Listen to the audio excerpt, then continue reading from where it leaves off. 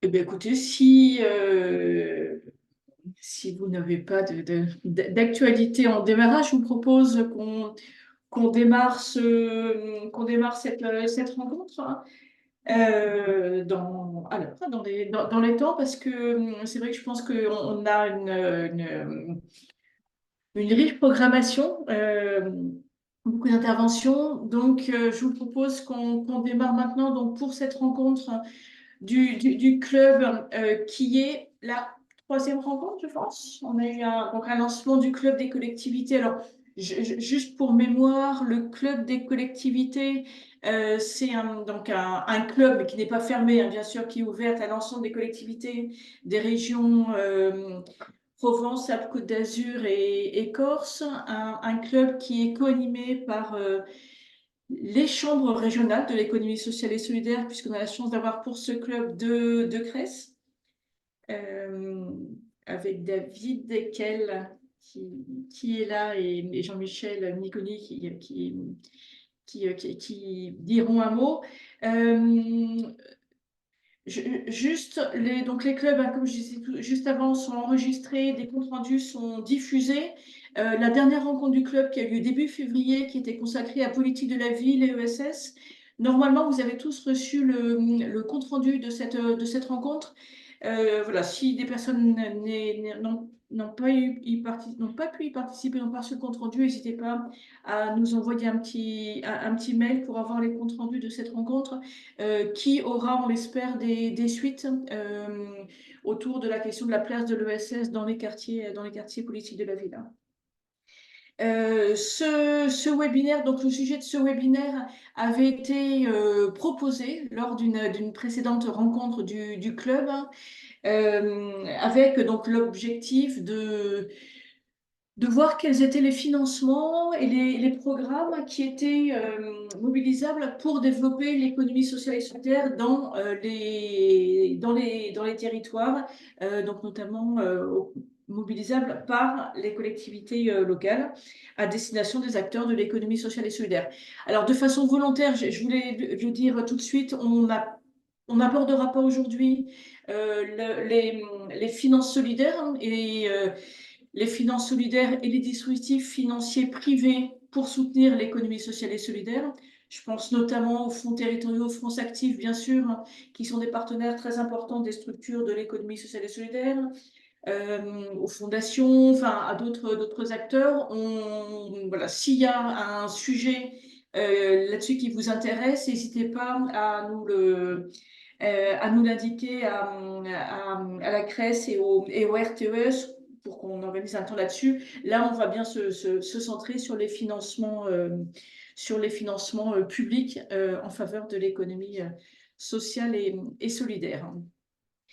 Euh, donc, je vous présente très rapidement le déroulé de ce webinaire. Donc, on va d'abord avoir une intervention donc, de Sabira Perrault et de Isabelle Le Breton sur les orientations nationales, hein, de la politique et les déclinaisons en matière de programme et de financement. Avec donc une présentation par Sabira Perrault, donc notamment autour des dispositifs emploi et économie sociale et solidaire, et Isabelle Le Breton sur les programmes territoire d'industrie, donc toutes de la DRETS PACA. Nous aurons ensuite une intervention de la Banque des territoires, hein, avec Jean-Charles Clerc, donc chargé de développement territorial et économie sociale et solidaire à la Banque des territoires. On aura une présentation du site Aide-Territoire, alors qui est un site qui, je trouve, n'est pas encore très connu aujourd'hui, mais vraiment, je trouve une mine de renseignements. Donc, on aura une présentation par Sénat Roland. Et puis, enfin, on aura une présentation des programmes financiers de la collectivité territoriale de Corse. Je pense qu'il y a quelqu'un de la région Provence-Alpes-Côte d'Azur qui participe à la rencontre, mais voilà, on n'avait pas eu de retour de la région Provence-Alpes-Côte d'Azur, mais n'hésitez pas à intervenir si vous le souhaitez. David, Jean-Michel, Ouais. Merci Anne-Laure. Bonjour à toutes, bonjour à tous. Donc David Ekel, moi je suis le directeur de la Chambre régionale des entreprises de l'économie sociale et solidaire de la région Provence-Alpes-Côte d'Azur. Bienvenue. C'est un bon signe que ce soit la troisième rencontre. Ça veut dire que c'est un rendez-vous qui est en train de s'installer. On souhaite vraiment que ça soit un espace ressources à destination des agents, des élus, des collectivités pour, je dirais, être au plus près des besoins, des attentes des entreprises de l'économie sociale et solidaire dans leur territoire et monter en connaissance et bâtir des stratégies à un moment d'action qui contribuent à apporter des solutions dans vos territoires avec les entreprises de l'ESS. Par rapport à la séquence d'aujourd'hui, et je voudrais juste dire deux mots là-dessus, un sincère remerciement aux partenaires publics qui vont faire les exposés. Vous le savez, l'écosystème entrepreneurial des structures de l'ESS est très divers, à la fois dans ses formes juridiques, mais surtout dans les secteurs d'activité sur lesquels nos entreprises de l'ESS œuvrent.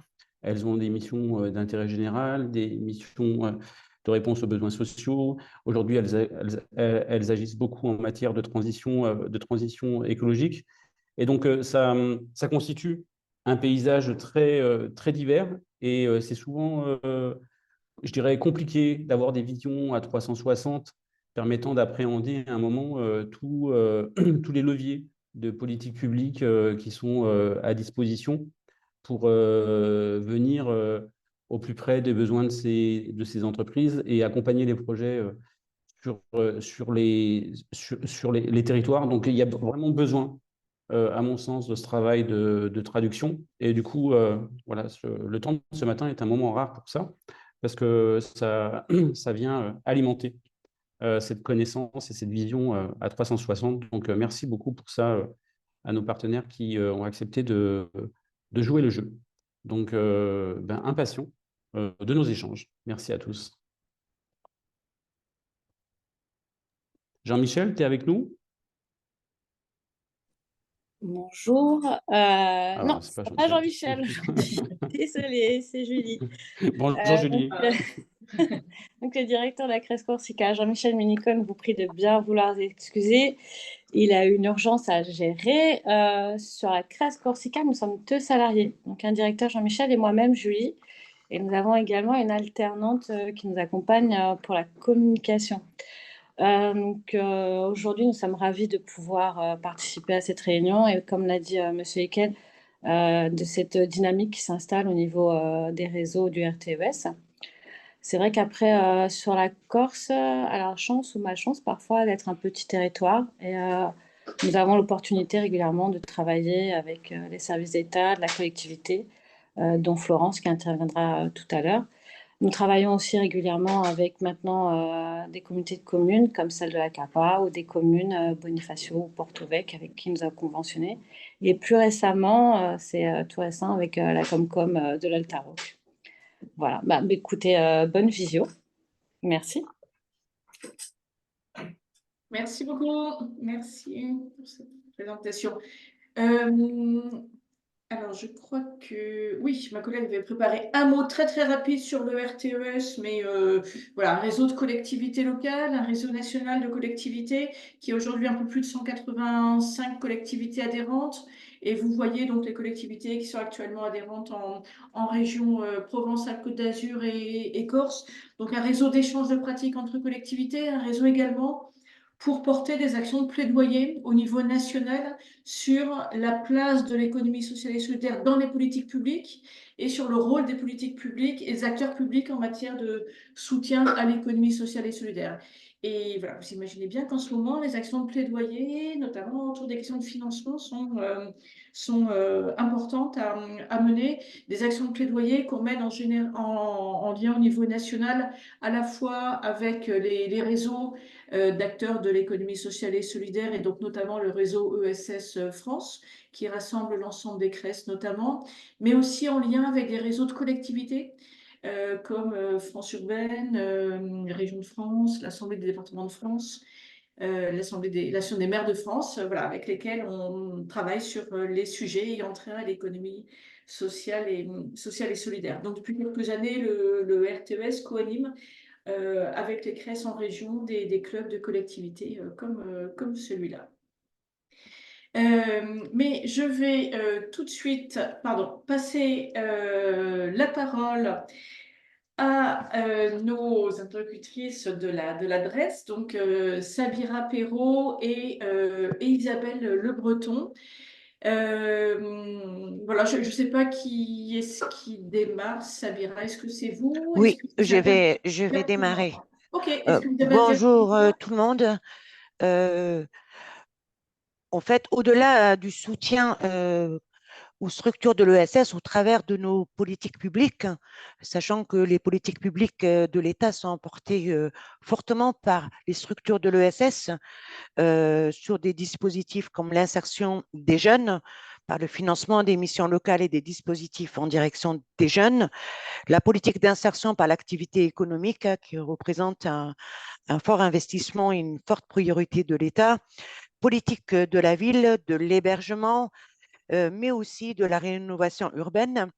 Euh, tous ces politiques, en tous les cas, sont fortement financés en direction des structures de l'ESS. Nous avons aussi des dispositifs qui viennent accompagner dans la consolidation des modèles économiques, comme les dispositifs DLA, mais aussi Rebond, aussi SOS, mais aussi une priorité de l'État, c'est de développer les pôles territoriaux de coopération économique, les PTCE, qui sont aujourd'hui consolidés jusqu'en 2027 et qui travaillent sur, je dirais, un laboratoire, en tout cas d'expérimentation, sur de la coopération et des nouveaux modèles alternatifs sur les territoires.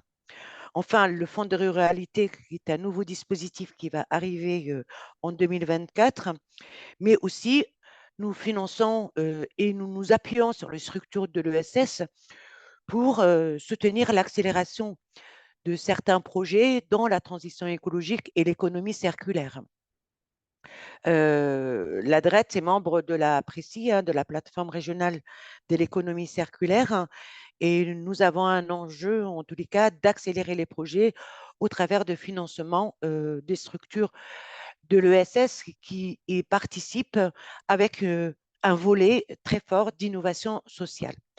Sans oublier, bien sûr, tous nos dispositifs sur les mutations économiques qui sont aussi éligibles aux structures de l'ESS, comme le dispositif de Fonds national de l'emploi, le FNE, avec un volet de transition écologique, mais aussi la prestation RH, ressources humaines.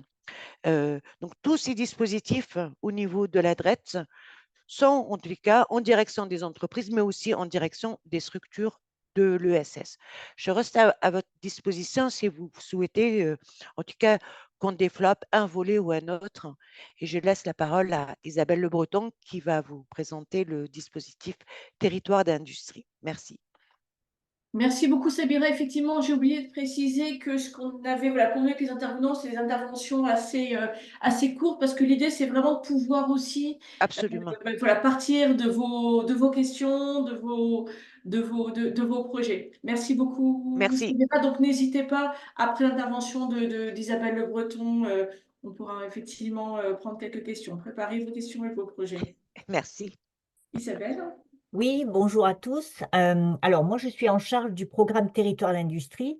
Ce programme avait été lancé dans sa phase 1 en 2019 par le gouvernement et frappé bien évidemment par la crise sanitaire. Donc, l'idée, c'était d'accompagner des territoires qui avaient été lauréats en fonction d'un plan d'action qu'ils avaient déposé au moment de leur candidature. Ce territoire devait être piloté donc par un élu local et un industriel représentatif des activités de ce territoire. Bon, cette phase 1 était plus une expérimentation et n'a pas donné les résultats escomptés. Le gouvernement a souhaité quand même soutenir ce programme en lançant sa phase 2. Et au niveau de l'État, donc la DREET, le Conseil régional, la Banque des territoires et Rising Sud, qui est l'agence de développement du Conseil régional, nous souhaitions apporter une assistance aux couples, aux duos élus et industriels pour mettre à disposition, alors plus particulièrement des collectivités, un plateau d'ingénierie pour accompagner des projets donc de territoire. Alors, on a deux volets. On a un volet d'ingénierie pour les collectivités et on a un volet, mais je passerai vite, pour accompagner les projets d'investissement des entreprises, mais aussi des structures de l'ESS, sur de l'investissement d'outils de production un peu vert. C'est-à-dire que la transition écologique, c'est vraiment le fil rouge du programme Territoire d'industrie. Donc, on a une enveloppe aujourd'hui de 6,3 millions sur l'année 2024 pour accompagner des projets d'entreprise qu'on étudie au travers d'une task force tous les lundis. Pour chaque territoire, il y a un chef de projet. Enfin, il devrait y avoir un chef de projet. Aujourd'hui, on en a 5 sur 8 territoires. Mais l'idée, c'est vraiment d'engager le maximum de projets pour qu'on puisse dépenser cette enveloppe qui doit être dépensée d'ici début septembre. Donc, voilà, on a quand même un sacré challenge pour accompagner donc, ces projets dans la transition écologique. Pour les collectivités, on a mis à disposition vraiment de l'ingénierie. Alors, qu'est-ce qu'on attend? Je vais plutôt vous dire ce qu'on n'attend pas. C'est-à-dire qu'au niveau des collectivités, on n'attend pas un projet, par exemple, de changement de luminaire sur une voie publique. C'est pas ça. Ce qu'on attend, c'est des projets d'accompagnement. Si vous avez besoin d'avoir des études sur le foncier, sur l'immobilier, de la gestion des déchets sur une zone d'activité, de la gestion de l'eau sur un périmètre bien défini. C'est tout ce qu'on pourra mettre à votre disposition, alors soit au travers de l'ingénierie de la NCT, soit au travers du plateau d'ingénierie dont je vous ai parlé.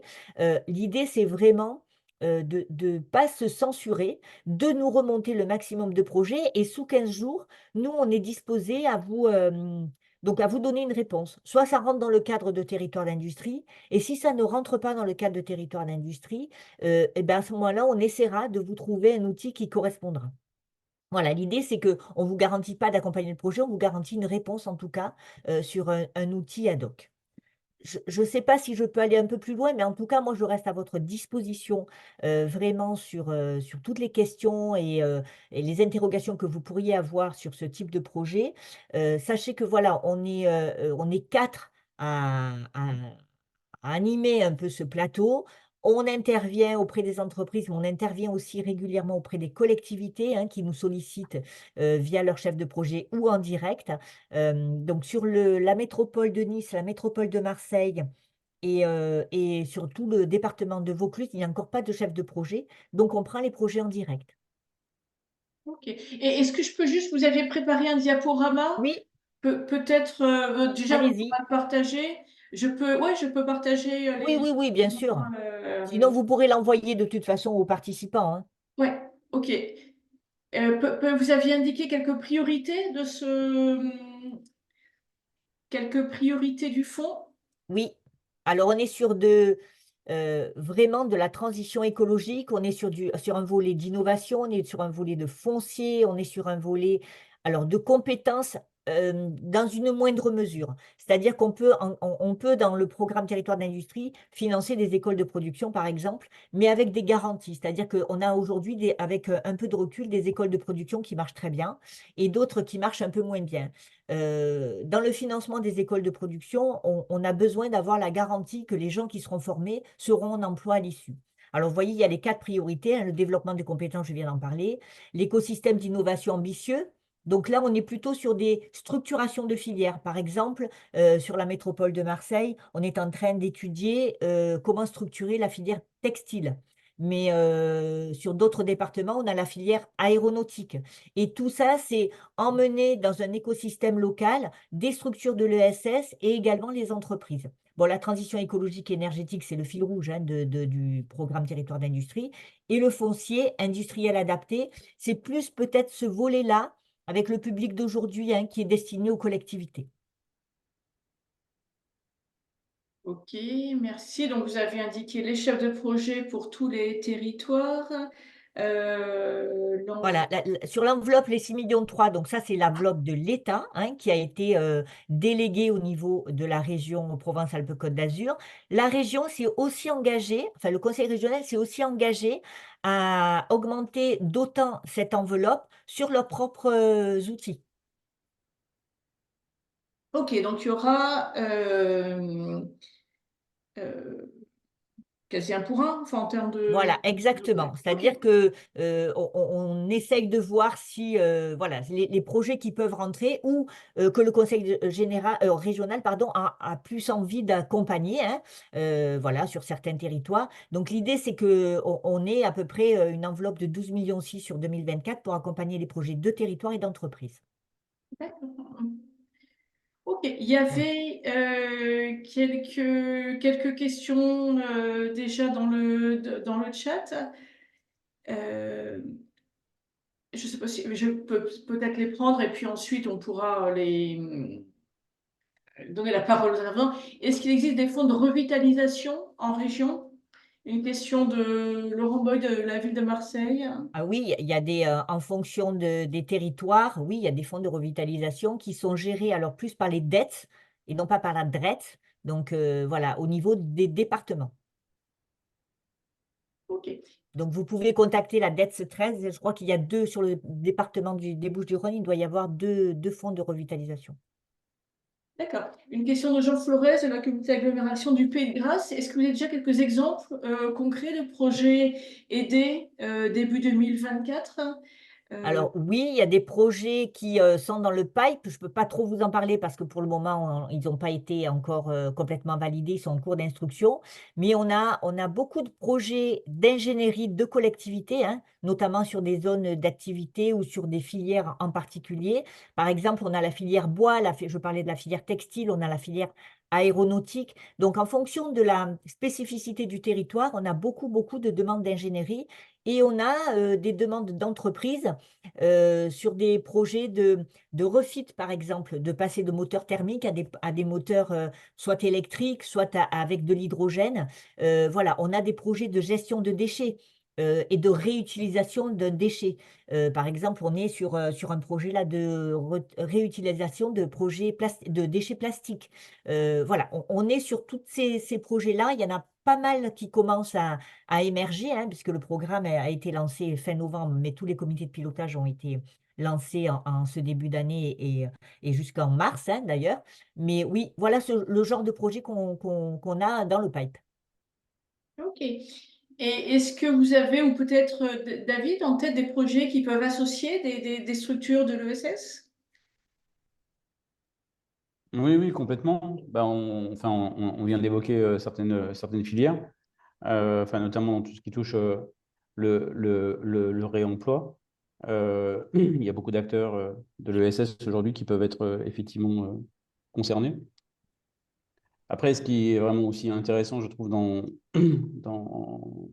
enfin, dans ces dispositifs, c'est notamment de pouvoir venir financer l'ingénierie, qui fait souvent largement défaut au développement et au positionnement de nos entreprises sur certaines filières ou sous-filières qui sont concernées là, par territoire d'industrie.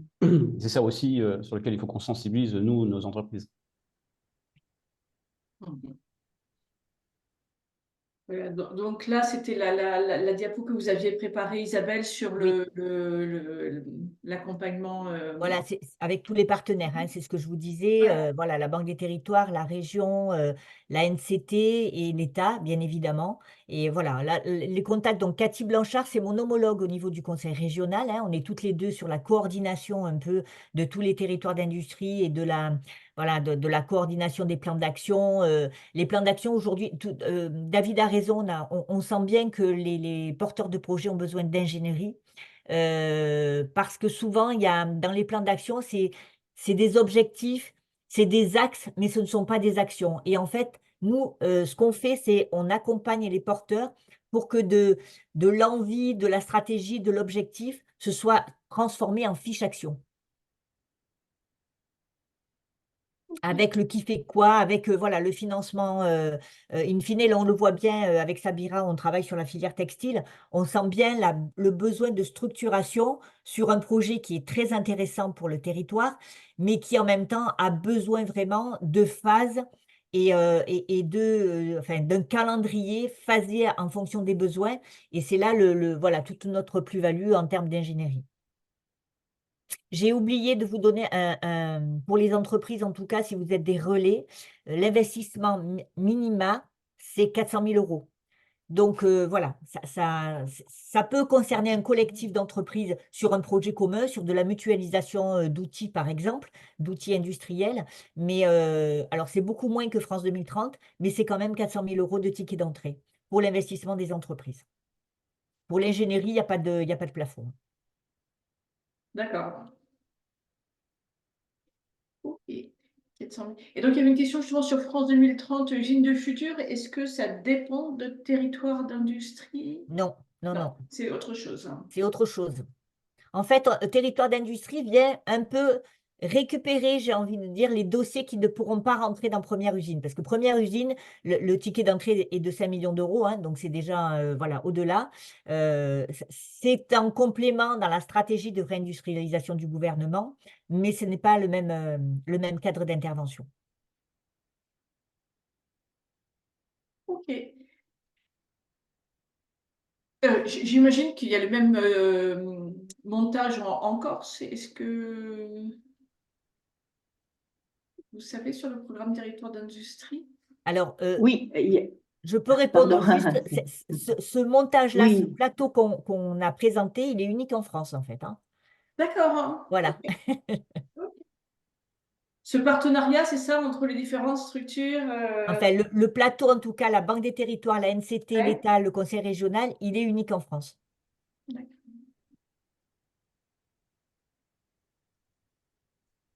Juste, Anne-Laure, peut-être que par rapport enfin, effectivement, hein, à la valeur qui est créée par le plateau, c'est vraiment ce que nous, on trouve intéressant, même si aujourd'hui, on a un sujet dans la manière d'amener les entreprises à l'échelle pour comprendre qu'en fait, elles sont aussi éligibles à l'offre de financement et d'accompagnement des territoires d'industrie. C'est justement qu'il y a je ne sais pas si l'expression est bonne, mais il y a un bridge entre l'ingénierie et ensuite la capacité à accompagner les projets. Et c'est ça qui crée beaucoup de valeur, c'est que en fait, on a une chaîne d'ingénierie, d'accompagnement, de financement qui se met en place pour les projets. Et ça correspond beaucoup aujourd'hui à un des besoins repérés de nos entreprises. Oui, oui, tout à fait. Jean Flores, Oui, oui, deux questions à Isabelle Le Breton. Peut-être qu'elle ne pourra pas répondre à la première. Est-ce que Zirclo, le projet Zirclo est dans le pipe sur le recyclage plastique? Alors, on a beaucoup de projets recyclage plastique. Après, Zirclo, je ne le connais pas. Donc, dites-moi, Ah, c'est quoi? eh bien, c'est un projet de création et d'implantation ici dans les Alpes-Maritimes D'accord, et peut-être en Pays Grassois d'une micro unité de recyclage des d'accord, déchets plastiques pour en fabriquer des objets d'accord. utilitaires. Donc, c'est un dossier enfin, la société s'appelle Zirclo. Alors, je ne les Et connais je pas, pense, mais comme ça, oui, ça pourrait rentrer puisqu'on en a déjà. bon, donc on va le lui dire. Valérie, qui connaît bien le dossier aussi avec moi, D'accord. puisqu'on a déjà reçu et on a déjà aidé. Valérie peut s'exprimer aussi si elle nous entend. Mhm. Euh, Oui, et oui, je vous donc, Valérie les a aidés à obtenir l'agrément entreprise ESUS. D'accord. Valérie? Oui, oui, oui, oui, je vous entends. Oui, donc c'est un projet de micro-industrie de collecte de plastique et de transformation en notamment mobilier urbain. D'accord. Donc, il y a des gros partenariats qui ont été mis en place avec justement les plateformes de traitement des déchets sur le territoire. J'ai un entretien demain après-midi avec la directrice, donc Ah, d'accord. effectivement, je lui ferai part de cette possibilité. Alors, sur Si votre c'est pas, territoire, si c'est son- Aymeric Thomas, le chef de projet, hein? Oui, Qui? oui, oui. Em- Em- Aymeric Thomas, Emmerich. Oui, Ah oui, pour territoire d'industrie. c'est lui, votre chef de projet. oui, mais il est à la, On il a une est. réunion demain matin, donc certainement, justement, pour faire la liste des projets, je pense que le vôtre sera… Mais vous voulez dire que vos chefs de projet territoriaux sont des gens qui sont déjà dans les structures de développement économique des Alors, collectivités, c'est ça? oui, pas forcément dans les agences de… Enfin, ça dépend des territoires, en fait, hein. On a un territoire, par exemple, le chef de projet, il est à l'agence d'urbanisme, donc ça dépend. Et il y a des gens qui font office d'eux tant qu'il n'y a pas de chef de projet. Mais sur votre territoire, c'est Aymeric Thomas qui, normalement, récupère tous les projets et qui nous les fait remonter. Mais Valérie, on est bien d'accord que c'est le Émeric Oui, Thomas oui. qui est Oui, oui, ici c'est le directeur adjoint du service du développement économique de la de la communauté CAPG. d'Avion. C'est lui qui D'accord. nous fait office de chef de projet pour pour Ok, le moment. je vais me rapprocher de lui pour voir s'il a mis Oui. dans les dossiers ce projet ZIRCLO. Je m'en Oui, occupe Ça, tout de c'était la suite, première merci. question, Isabelle. La oui, deuxième question concerne la filière textile. oui. Est-ce qu'on pourra en savoir plus bientôt? Parce que ces dernières semaines, j'ai échangé avec une grande maison grassoise, dont je tairai le nom, Mhm. qui fait qui est bien sûr dans le parfum, mais qui est aussi dans la décoration, les textiles, l'habillement, etc., etc., et qui a plusieurs maisons, Oui. qui a plusieurs boutiques en France, à l'étranger, et qui en a d'ailleurs une à Marseille, et qui est en train de réfléchir, puisque pour l'instant, en matière de vêtements et de textiles, d'ameublement et de décoration, ils font fabriquer en Inde, en essayant de surveiller un peu l'éthique en matière Oui. de fabrication et d'emploi des salariés indiens.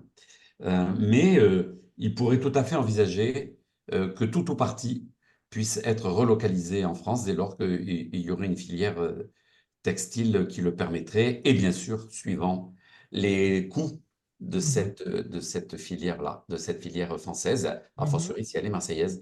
Donc, comment on peut en savoir plus et comment on peut mettre en contact les… Alors, vous pouvez d'ores et déjà donner nos coordonnées voilà, hein, aux dirigeants de l'entreprise, de manière à ce qu'on puisse déjà étudier leurs objectifs et voir comment on peut embarquer les acteurs locaux, comment on peut créer. C'est ce qu'on est en train de faire alors à l'échelle de la métropole Aix-Marseille, parce qu'on va commencer vraiment à structurer. Mais si on a d'autres acteurs au niveau régional, bien évidemment, que ce soit l'État et la région, on est vraiment très preneur des initiatives qu'il pourrait y avoir pour justement monter et enfin j'ai envie de dire rêver à ce que la région Provence-Alpes-Côte d'Azur soit aussi une région euh, dédiée au textile. Donc on est qui en train de mettre ça en relocalisent place, hein. la filière. Il y a des acteurs qui me disait qu'elle était montée à Paris et elle avait été effarée de voir que le textile s'arrêtait à Lyon et qu'il n'y avait plus rien au-dessous de Lyon. Donc là, on a un bel, vraiment un joli objectif à avoir tous ensemble. Donc, vous pouvez donner nos coordonnées aux dirigeants. Nous, on peut se déplacer aussi hein, pour étudier D'accord. avec eux si elle a besoin d'ingénierie. Et je suppose qu'il y aura toujours ce fil rouge. Le textile a vraiment pris conscience de cette transition écologique sur cette filière. Donc, on pourra alors, j'ai envie de dire de concert, mener un projet global autour de l'ingénierie qu'on mettra en place sur la filière textile et en même temps, on pourra aussi, c'est pas incompatible, accompagner un projet de l'entreprise en B2B. Voilà, donc le mieux, c'est de discuter avec les dirigeants et si vous le souhaitez, on peut venir sur votre territoire pour discuter avec elle. D'accord. Et dans le fil, on a Jean-Michel Clerc qui nous dit que ils peuvent aussi entrer en contact avec Fil Rouge, entreprise d'insertion dans la production textile en région. Alors, Fil Rouge est déjà dans le pipe du travail qu'on mène sur la métropole, hein, Très à bien. Marseille. Valérie, tu les connais, Fil Rouge? Valérie, tu ne les connais pas. D'accord? Mais on va faire connaissance. OK. Et Laurent Laurent qui souhaite propose qu'on échange. d'échanger sur D'accord. le sujet. Voilà, coopération interterritoire. Ça va, hein, ça marche fort hein, de suite. Hein. Je pourrais vous donner leurs coordonnées à Fil Rouge si vous voulez. Ben, si vous pouvez les mettre dans le fil là, Ouais, dans le chat, je vais. s'il vous plaît. Après, juste, Jean, je me permets d'intervenir dans l'échange. Alors oui, en effet, non, mais j'ai pas assez complété ce que je disais. Pardon, Laurent, pardon, David. Sur le premier sujet, quand j'ai parlé de Zirclo, c'est-à-dire le recyclage de déchets plastiques, etc., c'est une entreprise qui se revendique et qui va être une entreprise de l'économie sociale et solidaire. Dans la seconde, ce n'est pas le cas. Mais on prend tout. Oui, j'ai bien compris. Pardon, David? vas-y, David, excuse-moi, je t'ai coupé la parole. Non, ce que je voulais dire, c'est que je trouve, enfin, l'exemple est aussi intéressant, mais en matière d'appréhension enfin, du besoin que tu exprimes et du potentiel de développement, de faire en fait vraiment la connexion avec la plateforme qui a été constituée, parce que ça permet en fait d'avoir une vision où l'industriel rentre dans l'ensemble de la structuration de la filière en région et de ce qui est pensé de manière partenariale par rapport au développement de cette filière. Du coup, il y a effectivement après tous les contacts, entre guillemets, sur une fonction d'arrangeur entre entreprises qui peut être naturellement, qui doit être facilité. Mais le fait de le ramener, cette entreprise, sur la plateforme là, ingénierie, accompagnement, financement, permet d'avoir une vision, enfin, de penser sa place dans l'ensemble de la structuration de cette filière aujourd'hui. Et on sait qu'il y a un enjeu effectivement assez colossal autour de la filière textile. On a un avantage concurrentiel qui peut être reconstruit sur notre territoire autour de cette filière. Parfait. Ouais, je partage ton avis. Merci beaucoup. Et puis, oui, vraiment, enfin, l'objectif, c'est effectivement de favoriser ces échanges directs. En tout cas, merci beaucoup, Isabelle et Je vous Samira, en prie. pour votre présentation. Et c'est vrai que je trouve que le fait d'avoir des contacts, hein, voilà, d'avoir votre mail, des personnes à contacter, identifiées, pour faciliter le repérage déjà de projets et le travail, c'est vraiment très appréciable. Merci beaucoup. Je vous en prie. Je vous propose, puisque on a évoqué le partenariat avec la Banque des Territoires, hein, donc un des partenaires de cette plateforme. Je vous propose de passer la parole à Jean-Charles Clerc, qui est donc chargé de développement territorial, économie sociale et solidaire spécifiquement à la direction régionale de la Banque des Territoires. Bonjour à toutes et bonjour à tous. Je vais partager un écran si j'y arrive pour vous présenter le PowerPoint. OK. Donc,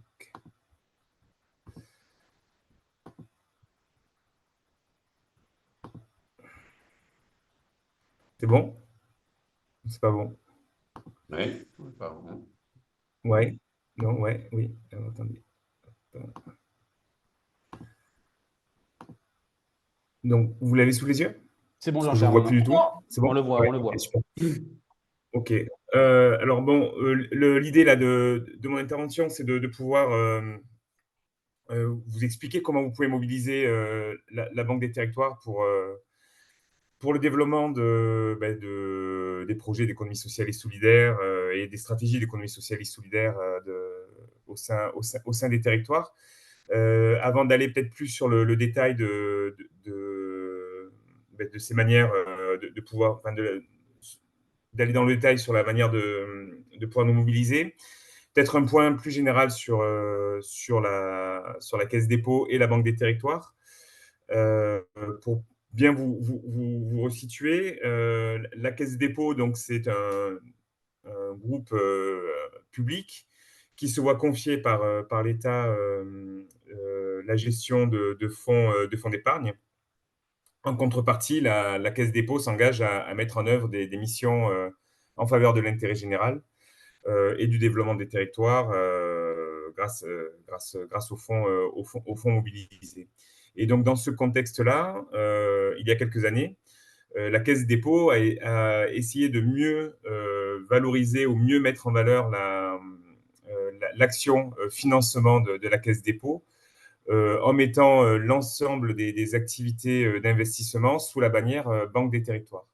Donc, la Banque des territoires, ce n'est pas une filiale de la Caisse des dépôts, c'est un des services, un des départements de la Caisse des dépôts dédié au financement, et donc au financement de tout projet contribuant à l'intérêt général et au développement des territoires à travers la France. Donc aujourd'hui, la Banque des territoires, parmi ses clients ou ses bénéficiaires, trouve les collectivités locales, les organismes de logement social, et comme vous le voyez en bas de la slide ici, les entreprises. Et donc, à travers les entreprises, on a une niche qui devient même très, très grande, qui est l'ensemble des projets d'économie sociale et solidaire, puisque de fait, les projets de ESS, par leur finalité et puis aussi par la qualité de leur pratique, vont contribuer à l'intérêt général et au développement des territoires. Et donc, au niveau de la Banque des territoires et plus particulièrement au niveau de la direction régionale en PACA, il y a une volonté depuis 2 ans de redéployer l'offre de la Banque des territoires auprès des projets de SS. Et cette volonté a été réaffirmée par le projet stratégique qui a été mis en place à l'horizon 2028-2030, donc 2024-2030. 2024-2028, mais bon, ça se poursuivra. Donc, ce projet stratégique qui a été mis en place au niveau de la Banque des territoires, autour de 2 axes, cohésion sociale et territoriale et transformation écologique. Donc, puisqu'on est entre personnes qui connaissons l'ESS, on aurait presque l'impression, quand on regarde les 16 mesures, qu'on s'est inspiré finalement d'une description ou d'une définition de l'économie sociale et solidaire pour définir les 16 mesures phares qui vont guider le projet stratégique 2028. Donc, je ne vais pas vous les relire, vous les avez sous les yeux, mais on est aujourd'hui avec des enjeux qui sont assez proches de ceux qui sont poursuivis par les projets d'économie sociale et solidaire.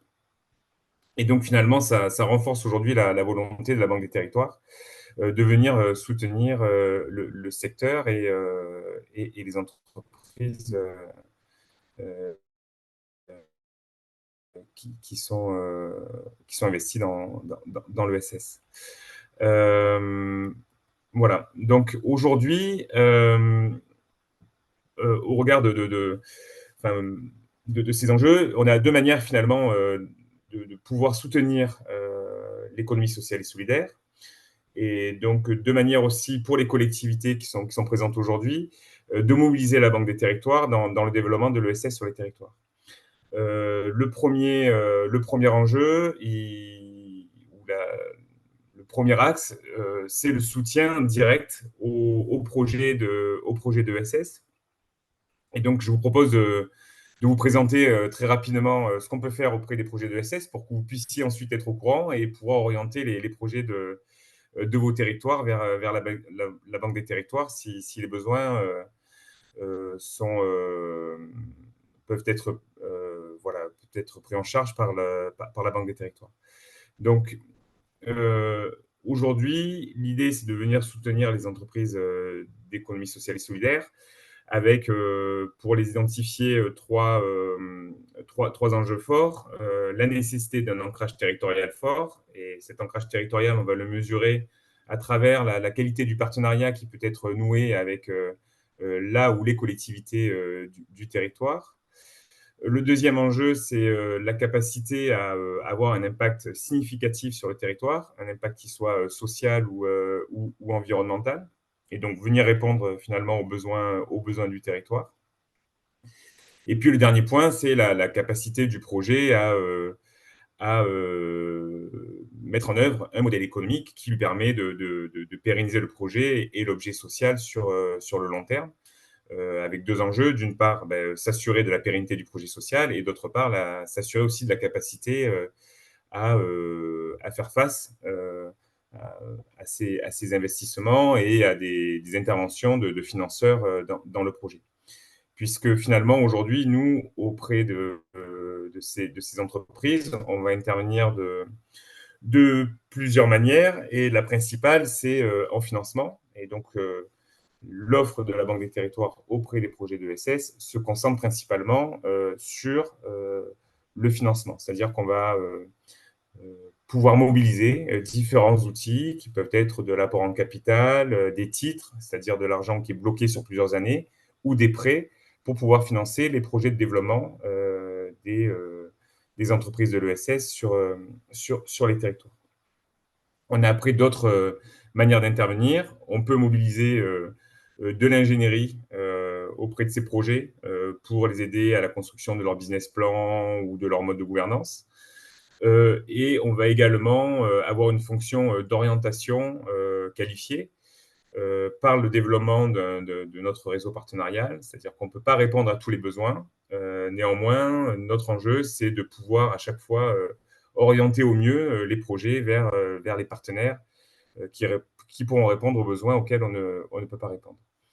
Et le dernier enjeu, c'est mesurer, c'est-à-dire s'assurer tout au long du suivi du financement qu'on va mettre en œuvre auprès des projets, que l'impact extra-financier de ces projets se renforce sur les territoires.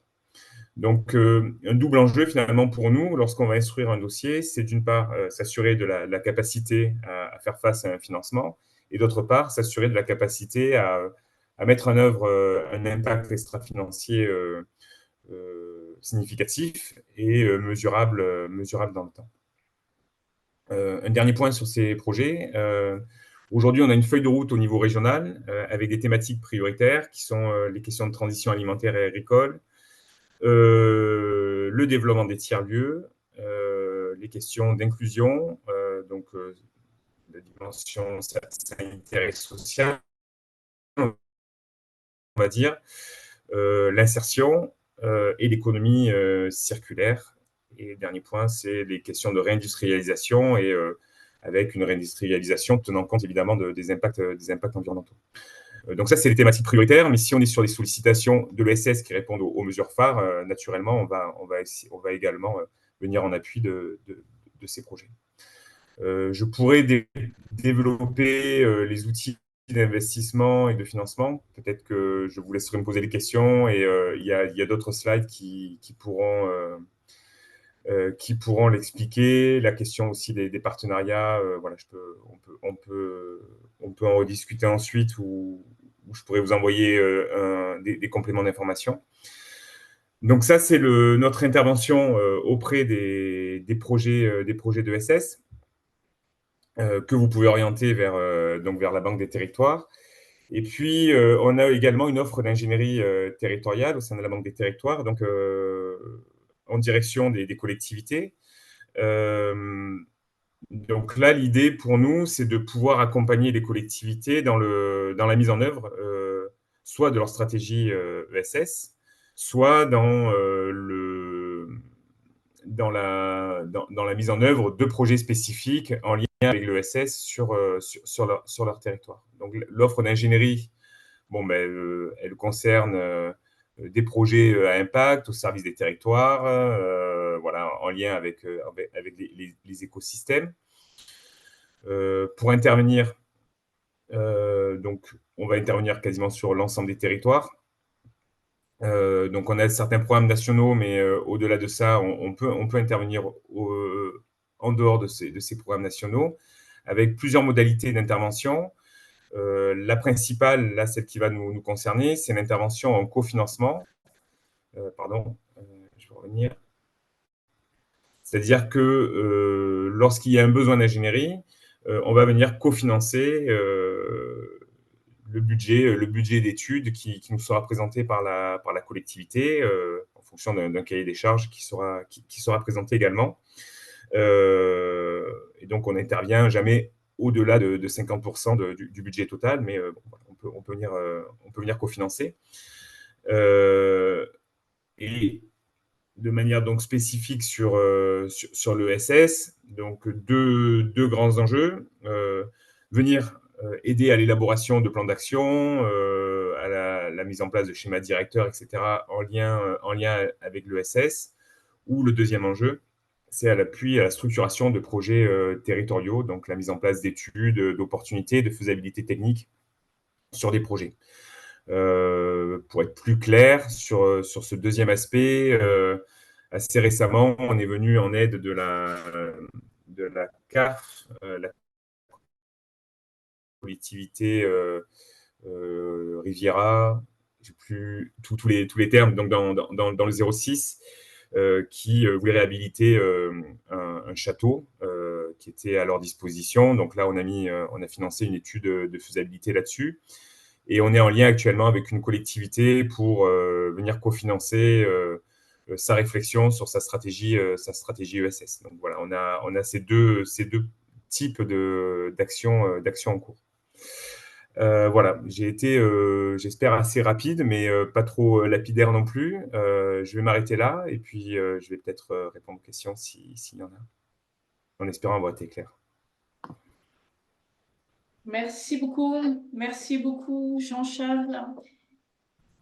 Est-ce que vous avez des questions? Donc, y compris par exemple sur une collectivité qui souhaite mettre en œuvre une stratégie de développement de l'ESS, Oui. qui souhaite se faire accompagner, il faut qu'elle se fasse accompagner, il faut une prestation extérieure, je suppose? C'est ça, oui, il y aurait une prestation extérieure, donc, et nous, on pourrait venir cofinancer l'étude sur la mise en place de la stratégie ESS de cette collectivité. Enfin, l'enjeu pour nous, c'est vraiment de pouvoir renforcer l'économie sociale et solidaire. Donc, il y a deux axes pour ça, soit venir directement en soutien des projets, soit venir en appui des collectivités pour développer le projet sur le territoire.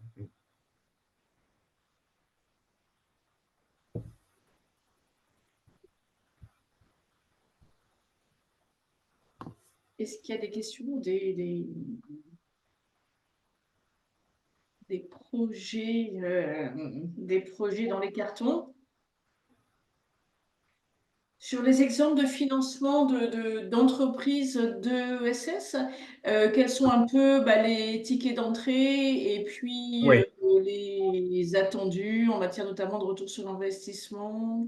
Alors, effectivement, je peux peut-être détailler un petit peu ce que je vous disais. Alors, en fait, on a en intervention, en financement en direct, on est sur des tickets d'entrée qui sont d'un minimum de 200 000 euros. Donc, c'est un seuil assez bas pour la Banque des Territoires. C'est un seuil très élevé pour le secteur de l'économie sociale et solidaire.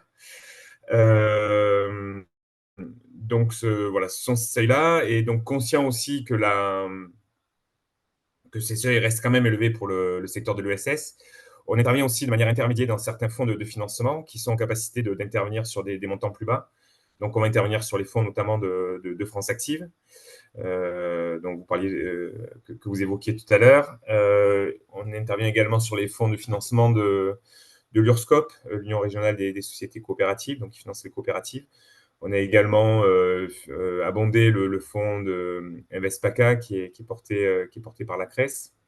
Donc, l'idée, c'est aussi de pouvoir intervenir auprès des projets de SS de manière intermédiaire.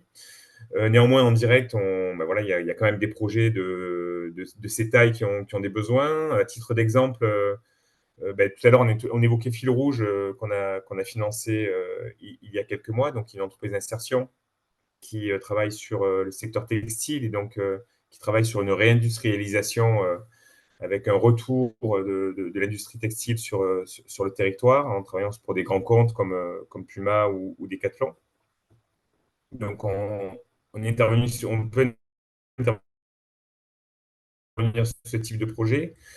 On est actuellement en train de finaliser un financement aussi avec un projet de malterie sur le secteur des les territoires alpins.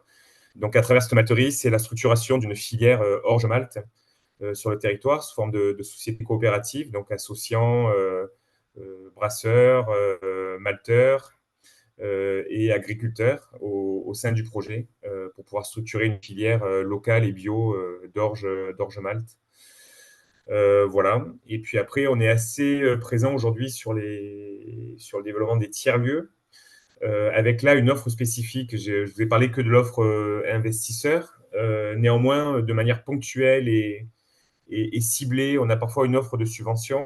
Et donc là, actuellement, on a une offre de subvention pour le développement des tiers-lieux et pour l'émergence des tiers-lieux, puisque finalement, on est bien conscient que les tiers-lieux sont des projets en émergence et qui ont cette capacité d'associer des acteurs d'horizons divers sur les territoires, y compris les collectivités, pour répondre à des besoins spécifiques. Donc là, on a été en mesure de mobiliser une offre spécifique sur les tiers-lieux de subvention de 20 à 40 000 euros pour aider à l'émergence, à la création et au développement de petits tiers-lieux sur les territoires, avec un enjeu fort à chaque fois qui soit la présence et le soutien de la collectivité sur ces tiers-lieux. D'accord, Ça va, merci. c'est clair? Oui, oui, tout à fait. Il y a une question de Catherine Seguin, qui est adjointe à l'action sociale et l'économie sociale et solidaire à la mairie de Peymeinade, qui peut être intervenir pour savoir si un projet d'épicerie sociale d'un CCAS peut solliciter l'aide de la Banque des territoires, hein. Peut-être, Madame Seguin, si vous voulez peut-être préciser si, je sais pas, il y a de l'investissement ou non. Enfin, Ah.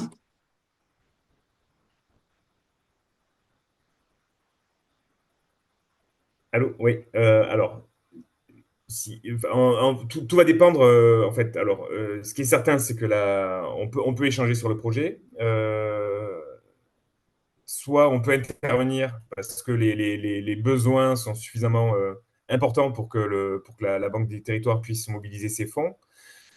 Si ce n'est pas le cas, on peut, en fonction du besoin et du type, voilà, du type de besoin, orienter vers le bon partenaire pour, voilà, pour aider au développement et à la mise en œuvre du projet d'épicerie sociale. Mais en tout cas, on peut échanger sur le projet.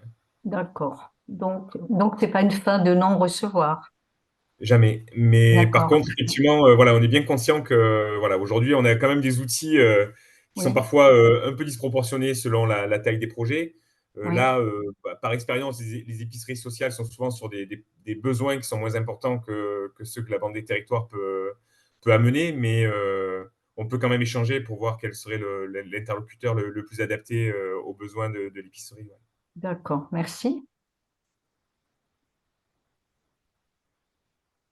est-ce qu'une réflexion menée par une collectivité autour, par exemple, la question de la structuration de la filière, enfin, autour de l'alimentation accessible Oui, à tous, là, ça peut être en matière d'ingénierie, un oui. cofinancement que vous pouvez apporter? Oui, surtout que la question de la transition alimentaire et agricole est quand même voilà, un axe fort local et aussi national. On a également au niveau national actuellement un AMI sur les questions de transition alimentaire. Donc là aussi, ça vaut le coup d'en discuter ensemble, soit accompagner directement la collectivité, soit s'il y a déjà un projet qui est identifié sur le territoire, l'orienter vers l'AMI. Voilà, on peut échanger sur ce sujet également. Ok, merci beaucoup. Est-ce qu'il y a d'autres questions? Oui, bah juste du coup, hop, Valérie Tétu, communauté d'agglo du Pays de Grâce, Ouais, est-ce que Jean-Charles, vous pourriez nous mettre dans le chat le lien sur la transition alimentaire? oui, oui, je vais le faire. Ouais. Et du coup, pardon, hein, je vois dans le chat aussi qu'il y a le lien qui a été mis par Madame Perrault sur les PTCE, le nouvel AMI lancé sur les PTCE. Est-ce que Madame Perrault est toujours en ligne? Non. Si, Bon, c'est bien là. C'est bien, on ne vous entend pas. été lancé PTCE phase 2. Aujourd'hui, ça s'appelle le développement, c'est-à-dire que les PTCE qui ont été labellisés en phase 1 peuvent postuler pour l'aide au financement, donc le développement des PTCE. Et donc, c'est un appel à projet dont la clôture se fera le 25 mai 2024. Il a été lancé. D'accord. Merci. Du coup, permettez. Valérie, Valérie, on fera une communication déjà à l'attention des PTCE émergents ce tout début mai pour leur présenter dans le détail l'appel à la manifestation d'intérêt. D'accord, super. Merci beaucoup. Et je me permets juste par rapport à cet appel d'intérêt d'insister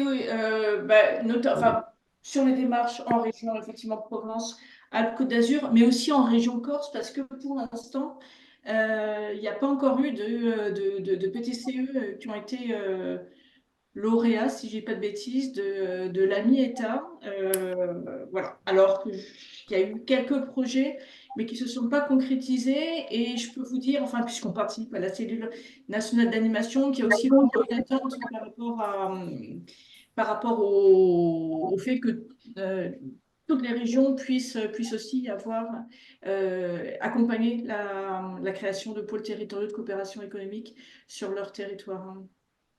Donc, vraiment à votre disposition pour en échanger. Et je vous dis, enfin, les projets seront vraiment regardés avec grande attention et intérêt. Est-ce que les PowerPoint peuvent être partagés dans le chat? Je ne sais pas. Jean-Charles, je ne sais pas si vous pouvez mettre votre PowerPoint dans le chat, mais sinon, on en verra juste après si vous l'envoyez par mail. C'est Non, on peut très mettre le lien. technique. On peut mettre le lien qui permettra un téléchargement après. Ouais. Mais on envoie de toute façon les PowerPoint à tous les gens qui se sont inscrits et qui ont participé à nous. Non, juste, je me permets un complément, Jean-Charles. Enfin, je ne sais pas si c'est un complément, mais c'est une observation par rapport à un rendez-vous futur. Moi, je n'avais pas conscience de la possibilité d'accompagner les collectivités sur des ingénieries attachées à l'étude d'une brique, enfin, d'intégration d'une brique soutien à l'ESS. Ça c'est une offre aujourd'hui qui est beaucoup poussée en région. On peut y participer parce qu'on a quand même régulièrement, bon, alors, il y a des territoires aujourd'hui, on va dire, plus dynamiques que d'autres, mais on a aussi tout au long de l'année des demandes très ponctuelles d'investigation de collectivités, de PCI sur la place de l'ESS dans leur territoire. Et c'est vrai que souvent après, on ne sait pas comment leur faire une proposition pour aller plus loin une fois qu'on leur a livré l'état des lieux de l'ESS sur leur territoire. Et là, avec ce que vous proposez, ça offre un possible derrière, quoi. Ouais. Après, nous, on ne mesure pas, effectivement. Là, pour nous, c'était l'occasion voilà, de l'évoquer parce qu'il y a cette possibilité. Après, on ne mesure pas, effectivement, l'ampleur de la demande. Donc, c'est peut-être bien, effectivement, qu'on en discute ensemble, David. Parce qu'en fonction de l'ampleur, il n'y a pas d'offre dédiée actuellement. C'est une offre d'ingénierie classique aux collectivités qui peut être orientée sur la question de l'ESS. Et nous, on trouve pertinent de l'orienter sur la question de l'ESS quand le cas se présente. Si maintenant tu me dis qu'il y a effectivement des demandes régulières, là, ça vaut le coup qu'on se pose ensemble pour en discuter et voir la manière de traiter ces demandes. Ouais. Ok. Ouais. Ok, merci. Oui. Il y avait juste une demande là avec qui on échange, donc vous pouvez me contacter. Et le lieu, donc les locaux de la Banque des Territoires sont à Marseille, mais on se déplace aussi, quoi. Donc le lieu, il n'y a pas de souci. C'est soit à Marseille, soit sur place.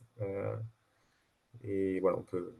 Enfin, voilà, il y a mon mail dans le PowerPoint, donc voilà, vous pouvez me contacter. Ok, ben on pourra, si vous me l'envoyez, Jean-Charles, juste après, on pourra l'envoyer les diaporamas dans la foulée là, à midi et demi. Il y avait la demande de Valérie aussi sur le lien vers l'AMI Transition Alimentaire, hein. Oui, ouais, je vais le mettre. Ok, merci. Et puis j'avais une petite question, enfin aussi bien peut-être pour Isabelle Le Breton que pour Sabira que pour vous, sur la question de la prise en compte de l'impact social et environnemental des projets financés. Vous avez évoqué comme étant un des critères d'investissement des projets de la Banque des territoires.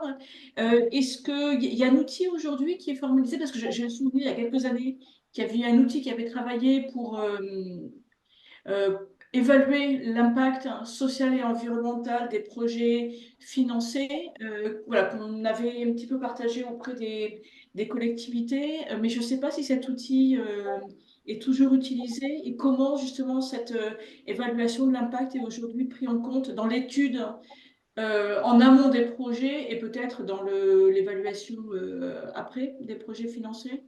Alors, concernant le territoire d'industrie, il y a une fiche qui a été élaborée par l'ADEME qui est soumise aux porteurs de projets et ça nous permet d'évaluer les critères.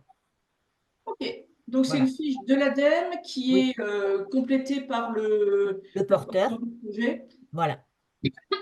Ok, Du côté de la Banque des territoires, c'est un outil interne qui nous permet d'abord de valider l'éligibilité du projet, c'est-à-dire qu'un projet hyper rentable dont l'impact serait insuffisant ne serait pas éligible. À l'inverse, un projet à peine rentable qui peut quand même rembourser et qui est par contre avec beaucoup d'impact serait plus que favorablement accueilli. Et après, cet outil nous permet aussi à la fin de l'étude et une fois la décision du comité prise, on va sélectionner 4-5 indicateurs clés extra-financiers qu'on va suivre après dans le temps et au fur et à mesure de la durée du financement pour s'assurer voilà, de la capacité de la structure à continuer à renforcer son impact et de manière aussi indirecte, valoriser aussi finalement les impacts extra-financiers de nos investissements. d'accord, d'accord. Mais donc c'est un outil qui n'est pas diffusable, hein, Non, qui... non, D'accord, d'accord. c'est interne. Ok, Après, on échange sur l'outil avec le porteur de projet, mais oui, c'est pas un outil de mesure pour d'autres projets. notre projet. D'accord. Et la fiche de l'ADEME, est-ce que Isabelle, elle est diffusable? Je vais leur poser la question, mais oui, hein, en général, elle est constitutive du dossier de dépôt. Donc, à mon avis, je peux vous la transmettre si vous le souhaitez, hein. D'accord. Merci beaucoup. Merci. Est-ce qu'il y a d'autres questions? Ben, je vous propose, alors, parce qu'on a vu voilà, qu'il y avait une diversité de financements et enfin, d'acteurs impliqués, je propose peut-être à Céline Roland de présenter le site aide-territoire.gouv.fr. Je ne sais Bonjour pas à si vous tous, avez... est-ce que vous voyez bien mon écran? Parfait. Super. Merci beaucoup Anne-Laure pour l'invitation à la participation voilà, à ce webinaire. Donc moi je suis Céline Roland, je suis chargée de déploiement pour la plateforme Aide Territoire.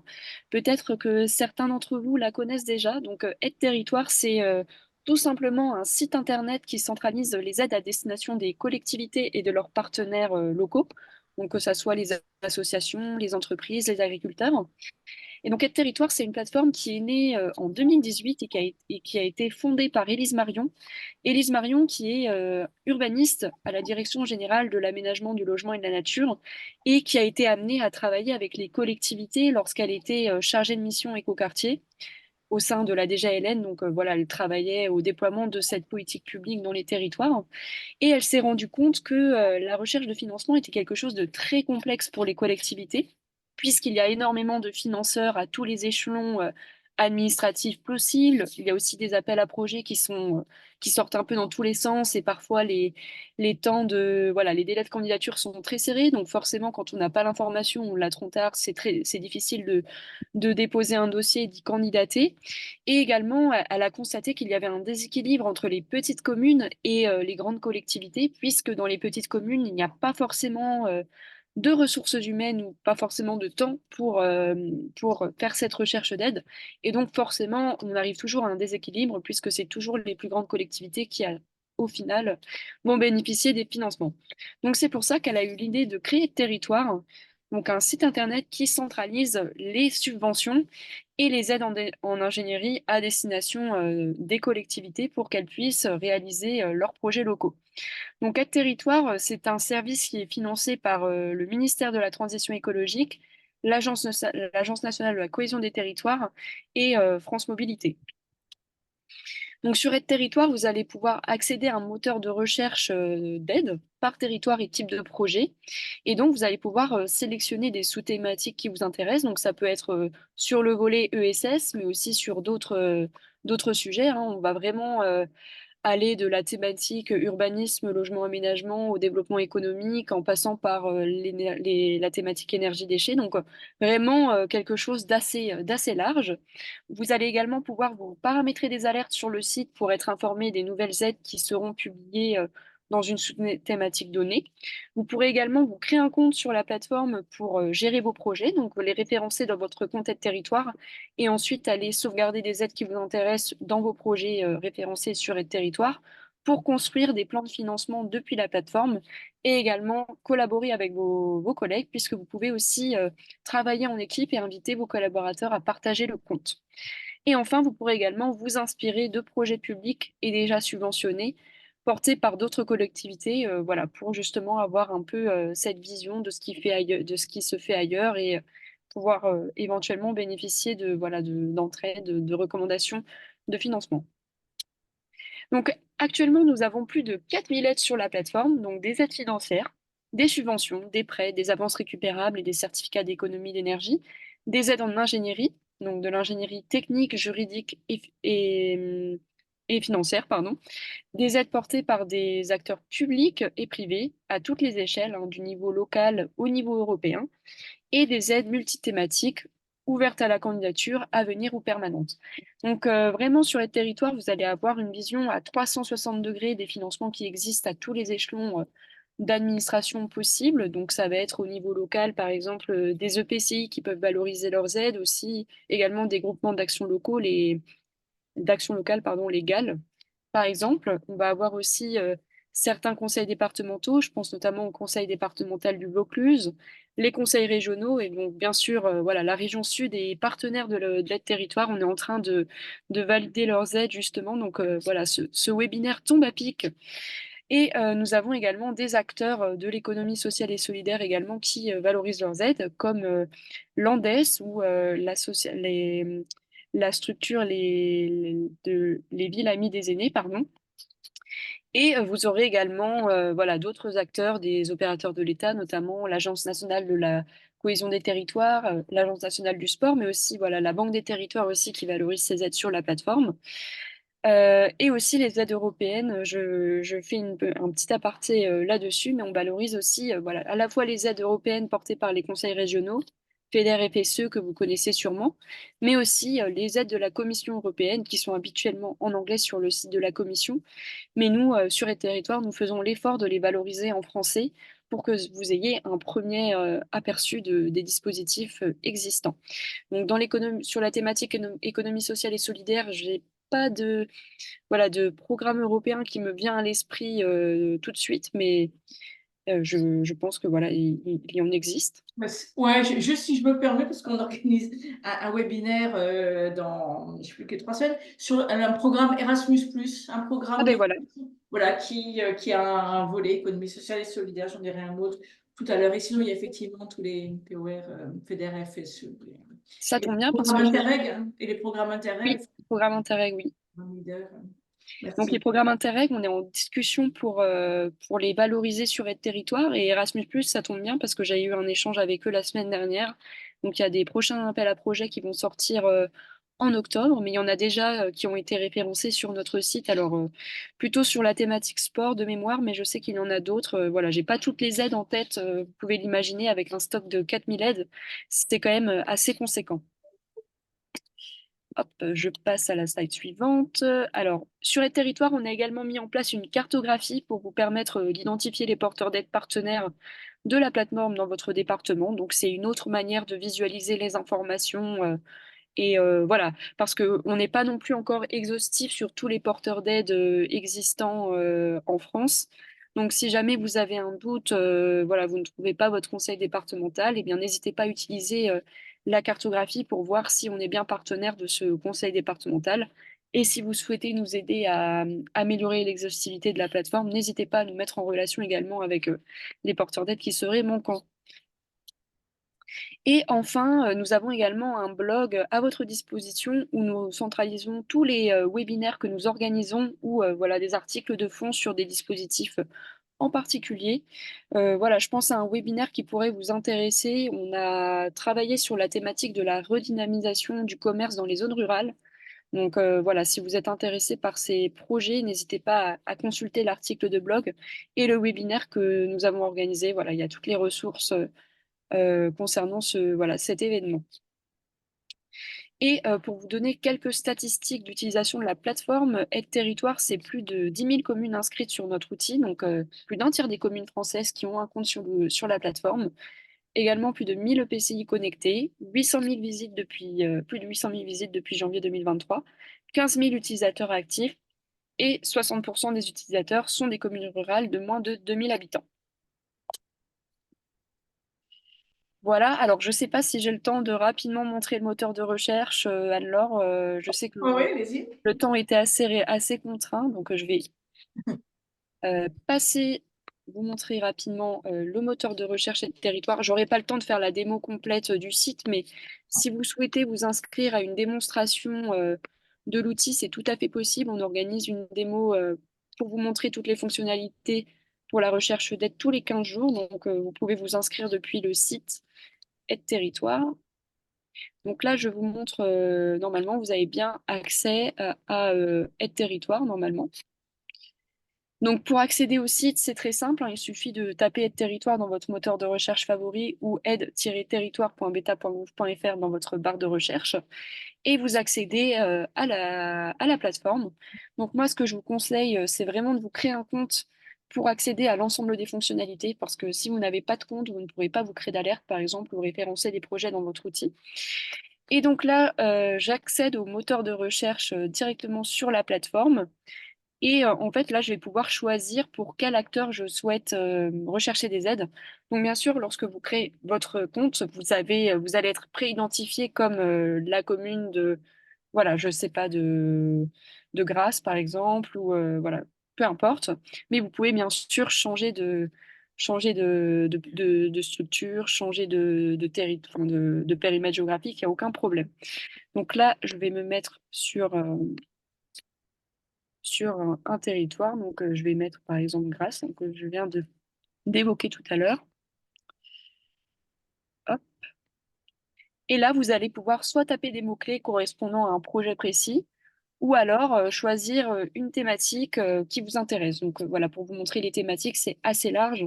On a culture, identité collective, patrimoine, sport, développement économique, production et consommation, eau et milieu aquatique, énergie, déchets, fonction support, mobilité, transport, nature, environnement, solidarité et lien social, urbanisme, logement et aménagement. Et donc, comme voilà, je vous l'ai mentionné, on a une sous-thématique économie sociale et solidaire. Donc, je vais vous la montrer. Faut que je la retrouve. Hop. La voici. On clique dessus, rechercher, et on accède à 33 résultats pour la commune de Grasse, pour la sous-thématique économie sociale et solidaire. Et ensuite, ça se présente comme ceci, donc des fiches aides. Donc, ne faites pas attention au ST0, SO0, c'est des scores que l'on a mis en place pour les administrateurs et de territoire. Donc, vous n'aurez pas ces chiffres, voilà, ces petits ajouts lorsque vous ferez des recherches. Donc voilà, ça se présente comme ceci, donc des fiches qui résument rapidement le dispositif et ses objectifs. En cliquant dessus, on accède au descriptif complet de l'aide, avec la description de l'aide et de ses objectifs, le contact éventuellement, et le lien vers plus d'informations qui vous renvoie vers le site du porteur d'aide, et le lien candidater à l'aide qui vous renvoie vers la plateforme de dépôt des candidatures si elle existe. Après, chaque porteur d'aide a un peu ses spécificités. Donc, c'est un peu, voilà, c'est à la carte. Vous le savez mieux que moi, hein, certains ont leur plateforme, certains demandent de renvoyer un mail vers une adresse. Donc, voilà, c'est un peu chacun sa recette. Donc voilà, pour revenir en arrière, donc, vous pouvez aussi filtrer davantage sur les aides, hein. Vous pouvez, par exemple, n'afficher que les subventions. Donc ça permet également de rationaliser la recherche. Il ne faut pas hésiter à jouer avec les filtres sur la plateforme pour optimiser votre recherche.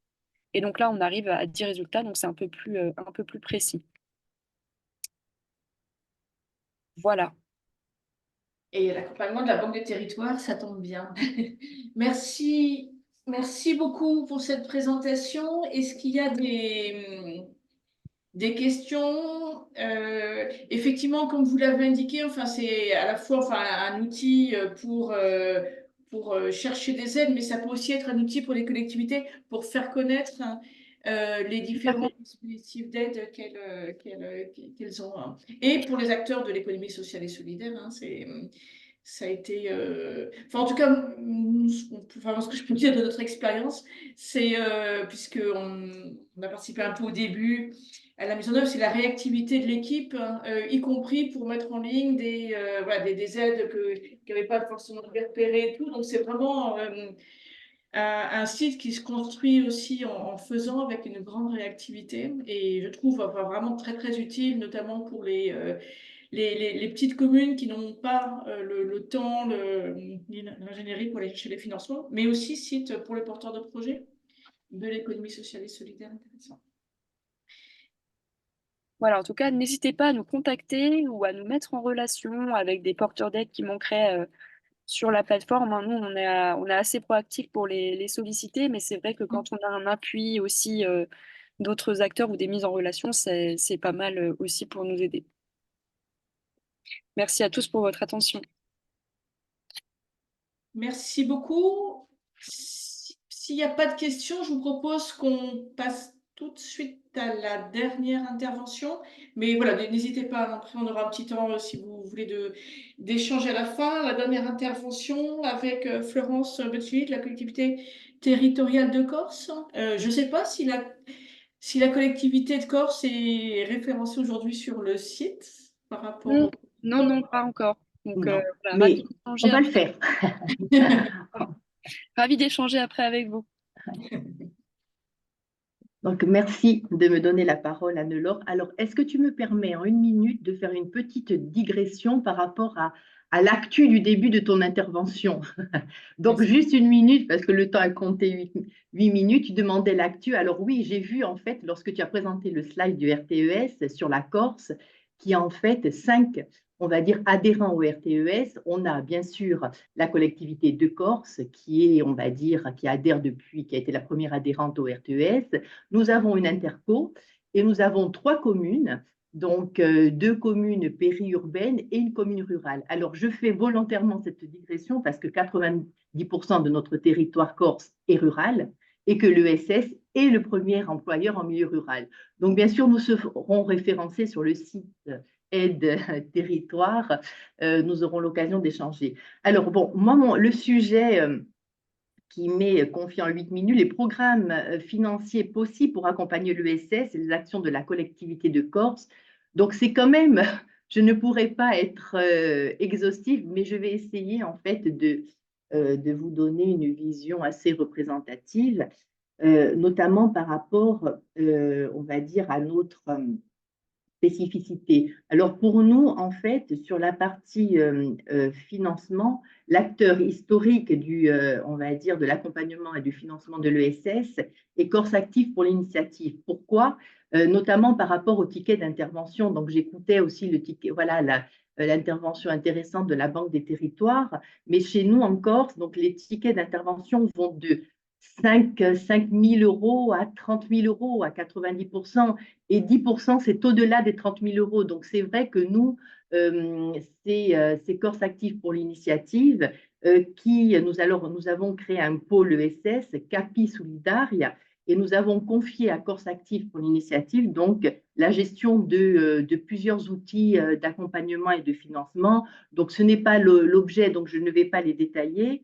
Je vais juste vous dire que là, on vient de lancer un appel à projet via l'ADEC, l'Agence de développement économique de la Corse, pour redoter 3 fonds d'intervention, on va dire, en faveur de l'économie et des structures de l'économie sociale et solidaire. Donc, c'est un appel à manifestation d'intérêt sur ce mois d'avril qui sera clôturé le 26 avril et qui va redoter, on va dire, entre autres, les fonds d'intervention de cet outil financier donc, qui est CAPI.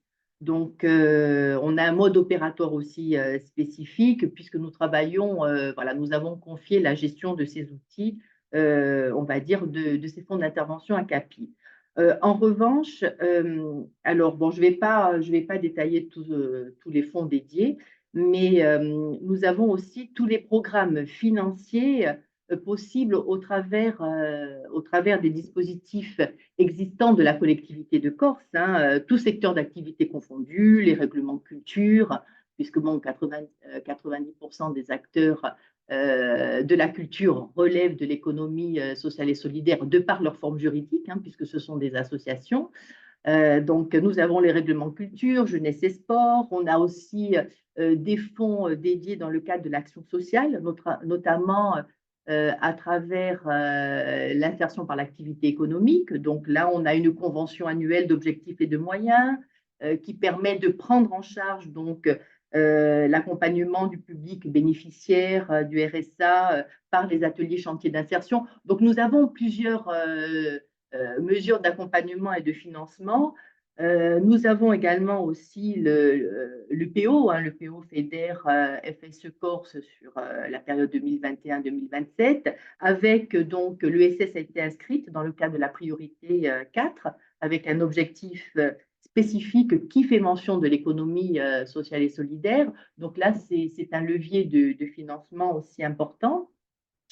Et peut-être, puisqu'on a parlé aussi d'Erasmus, je voudrais peut-être dire un mot parce que c'est quand même intéressant. C'est une façon indirecte pour nous et nouvelle aussi d'accompagner les structures de l'ESS et d'intégrer en fait cette dimension internationale comme levier de structuration et de développement des structures de l'ESS en Corse.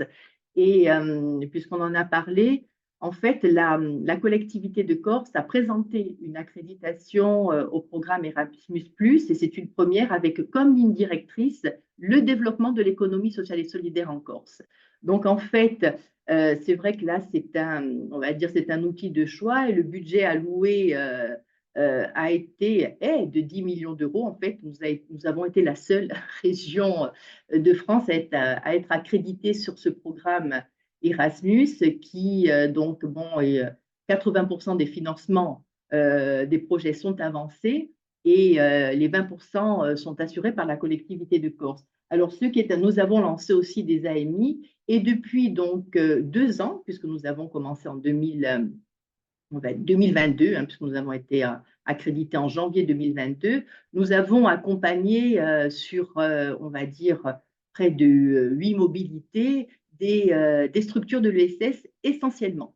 Donc, ça, c'est intéressant. Donc, nous sommes allés, on va dire, nous avons fait 8 mobilités, que ce soit, on va dire, en Grèce, en Belgique, en Suède, en Espagne. Là, donc, chacune des 3 thématiques, parce que 3 thématiques ont été identifiées, l'économie circulaire, sur la programmation 2022-2024, la redynamisation du rural, donc avec plusieurs thématiques. Là, nous partons sur l'année 2024-2025 sur donc, les services à la personne en milieu enclavé. Donc voilà, là aussi, nous avons sélectionné différents pays et nous avons aussi, en fait, une thématique sur l'application des sciences comportementales à la gestion des flux touristiques. Bon, ça, c'est la dernière thématique qui sort un peu du sujet de l'économie sociale et solidaire, mais que nous allons, on va dire, traiter via l'économie rurale. Donc là, nous allons voir, nous y travaillons. Donc, en fait, c'est intéressant parce que toutes les structures associatives ont pu développer certains projets suite, on va dire, à des mobilités, mais peut-être que nous pourrons échanger lors d'une autre réunion dédiée à ce sujet. Mais je voulais quand même mettre l'accent sur ce programme Erasmus parce que, bon, c'est un levier aussi de structuration et un financement aussi des structures de l'ESS sur donc, des thématiques qui sont importantes.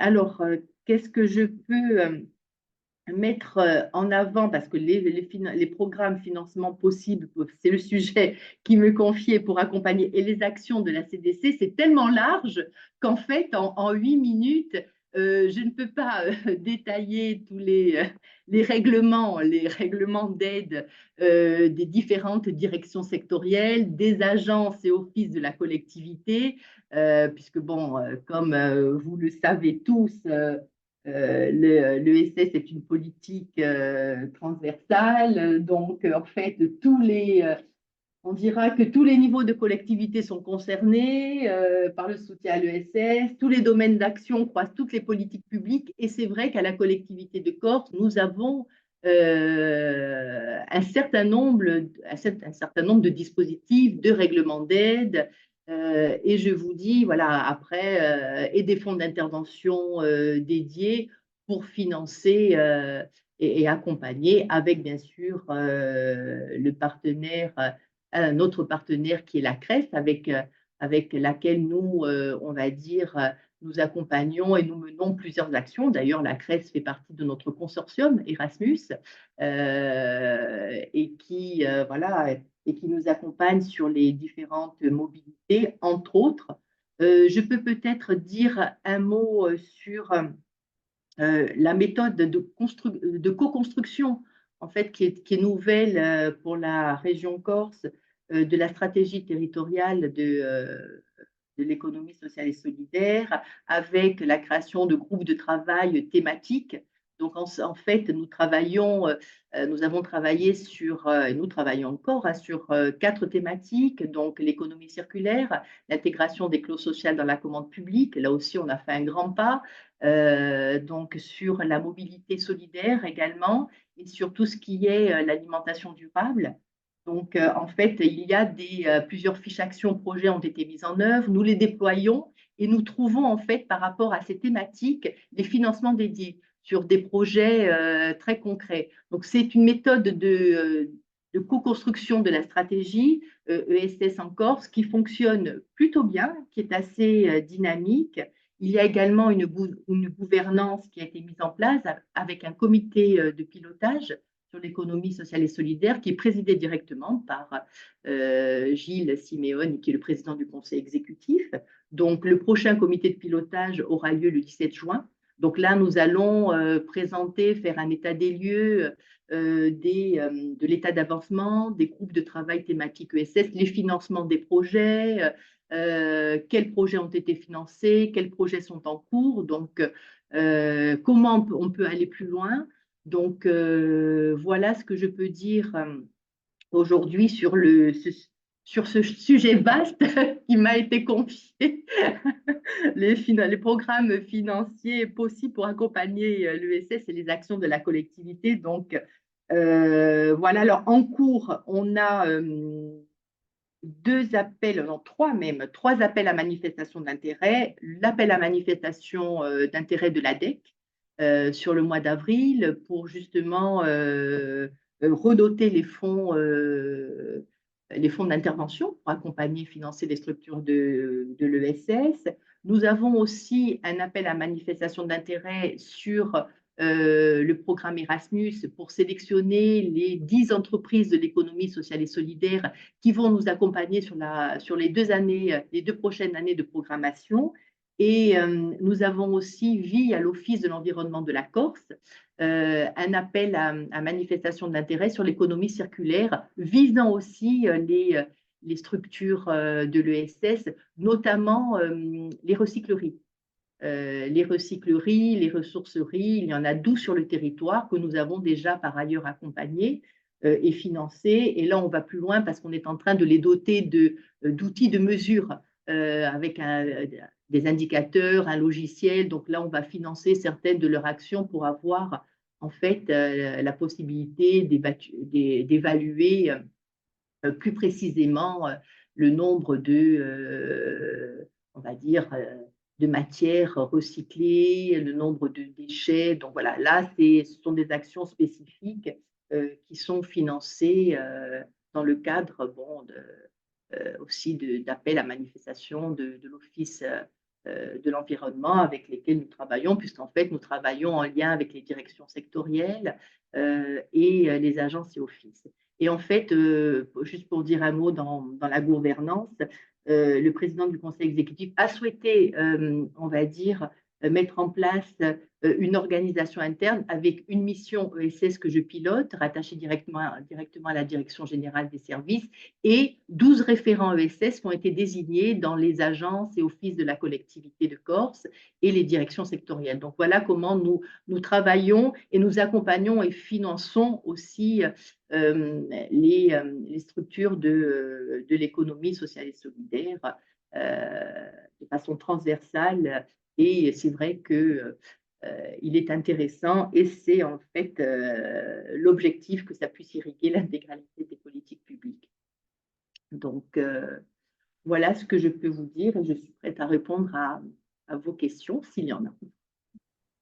Merci beaucoup, Florence. Alors, effectivement, c'était vraiment une gageure de présenter en 8 minutes, mais c'est vrai que ça nous semblait intéressant, et notamment par rapport à la question à la fin, sur l'aspect, la façon dont la politique est construite de façon transversale entre les différentes directions. Je sais que c'était une question qui avait été évoquée dans le cadre du club, hein, et voilà, je trouve que c'est vraiment une illustration très intéressante de l'organisation à la CTC de cette politique de soutien à l'économie sociale et solidaire, transversalité et co-construction avec les acteurs territoriaux. Et est-ce que, en termes d'appui aux territoires, hein, ou aux collectivités, est-ce que vous avez, il y a des programmes comment dire, spécifiques d'appui au territoire à côté de l'appui direct aux structures, hein? Alors, au niveau des territoires, bon, VIE a la fabrique à initiative toute pour accompagner les territoires dans des études de faisabilité, des études d'opportunité. Lorsqu'on identifie des besoins, on s'appuie sur un des outils de la fabrique à initiative. Sinon, ensuite,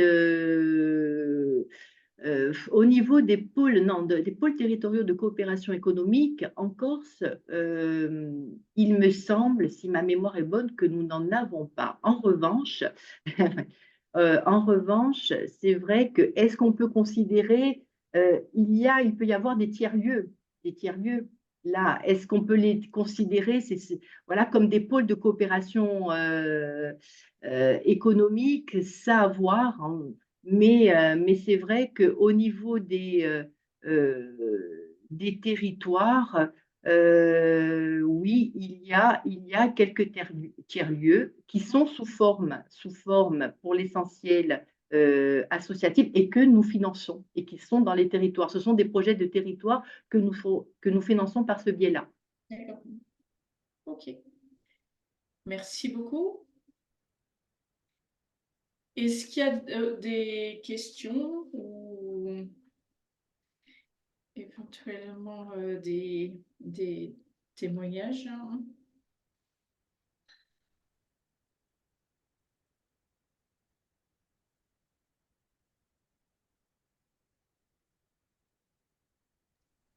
Alors, Oui. alors du coup, c'est pas une question, mais simplement bravo pour l'accréditation Erasmus+, parce que on le sait très peu en France. En fait, Erasmus+, c'est pas que la mobilité professionnelle pour des jeunes. C'est aujourd'hui des programmes qui sont ouverts pour les adultes. Et donc, en région Provence-Alpes-Côte d'Azur, nous-mêmes, la CRES, on est accrédité également. Donc, on peut offrir ce type de mobilité à des entreprises de l'ESS de la région.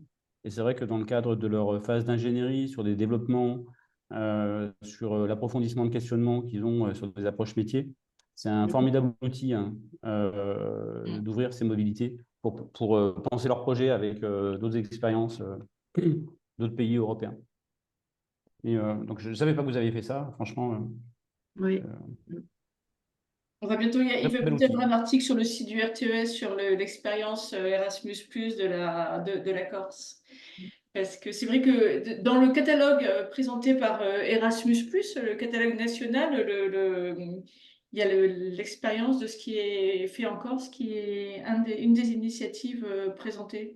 Et Ce qui est intéressant, en fait, c'est que les structures de l'ESS n'ont pas les moyens de pouvoir voir, d'échanger des bonnes pratiques et de voir ce qui se fait, on va dire, ailleurs. Donc ça, c'était un moyen très important de les impliquer dans une dimension européenne, internationale. Et que ça permet aussi de travailler sur les relations entre les collectivités et les acteurs. Ah oui. Le projet Erasmus+, on le voit sur des voyages apprenants en Belgique ou ailleurs, hein. Ça contribue aussi à avoir une qualité de relation, pas forcément dans d'autres cadres, hein. Ok, merci beaucoup. Écoutez, s'il n'y a pas d'autres questions ou interventions, je vous propose de vous donner quelques éléments sur les prochaines dates. Alors, ce n'est pas le bon diapo que j'ai.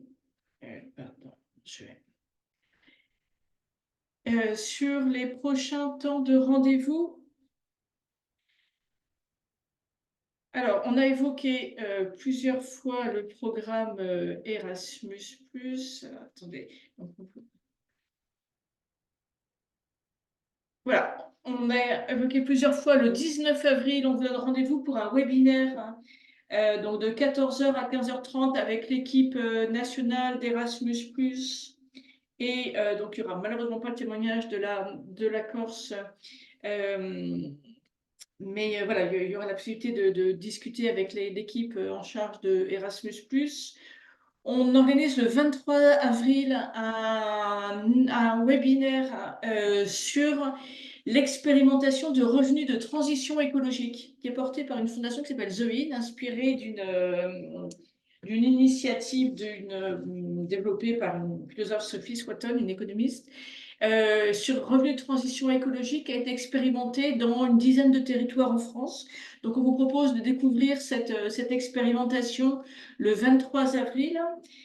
Il y a le congrès ESS France. David, je ne sais pas si tu veux en dire un mot et si tu as peut-être une actualité à donner.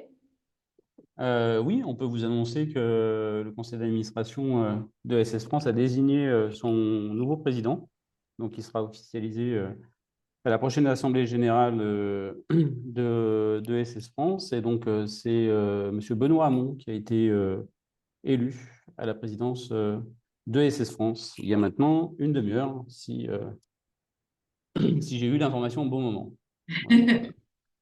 Voilà, donc au cœur de l'actualité.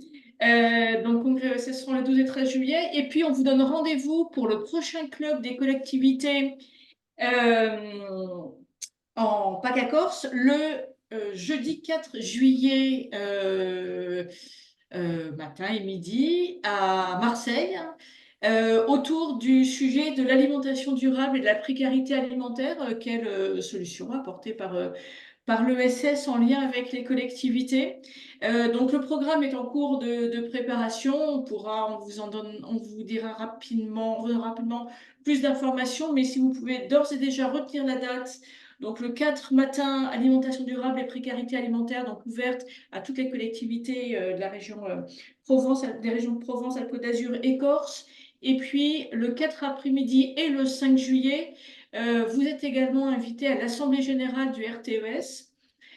Donc le 4 après-midi, ce sera autour de la thématique du tourisme durable et solidaire, avec donc un programme sur lequel on travaille avec aujourd'hui la ville de Marseille, hein, pour aller à la rencontre d'initiatives sur le territoire marseillais, mais on mettra aussi en valeur d'autres initiatives. Donc autour du tourisme le 4 après-midi et puis avec un repas et une soirée festive le 4 au soir et puis l'assemblée générale statutaire du RTES le vendredi 5 juillet matin. Donc, on vous attend nombreux pour ces prochains temps. Les collectivités qui ne seraient pas aujourd'hui adhérentes du RTES, vous n'hésitez pas, si vous souhaitez des informations, à nous contacter. Il y a mon collègue Pierre-Alain Simon qui est en charge de l'animation du réseau qui est connecté. Et donc, vous pouvez à l'adresse animation@rtes.fr lui poser toutes les questions que vous souhaitez. On vous enverra de toute façon une petite information sur l'adhésion au réseau. Mais on répète bien que ces clubs des collectivités sont ouverts à toutes les collectivités. David, Julie, je ne sais pas si vous avez un dernier mot.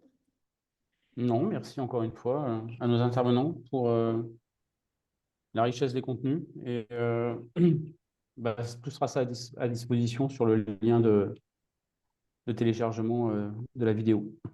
Oui, tout à fait. J'ai une petite question, Oui. une petite proposition, puisque hier on en parlait au téléphone avec Anne-Laure. Ici, en Pays de Grâce, on va organiser, Valérie aussi peut témoigner, c'est la question du tourisme solidaire.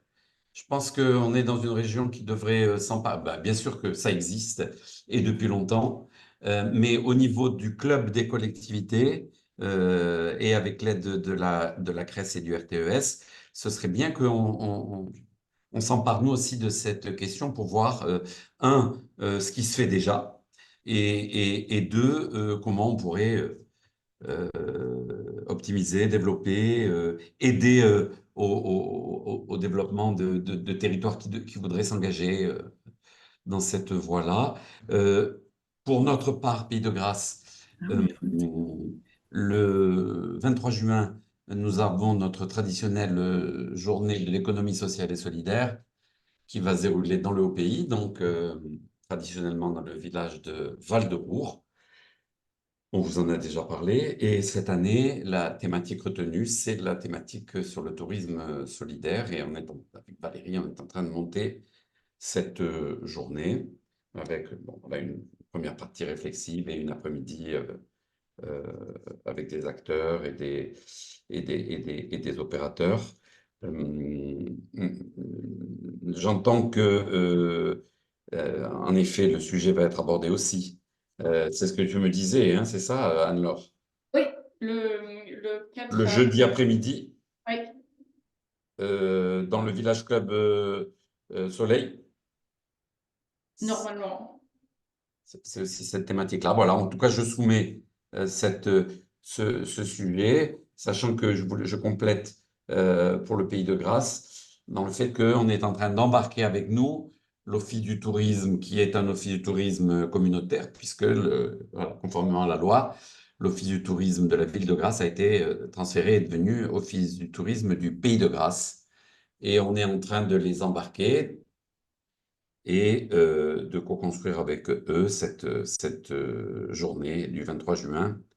Et du coup, si Catherine Seguin est encore présente avec nous, voilà, elle en a connaissance en live. Merci beaucoup. Et puis, n'hésitez pas à nous communiquer les informations qu'on puisse diffuser auprès des collectivités de la région, hein, si vous le souhaitez.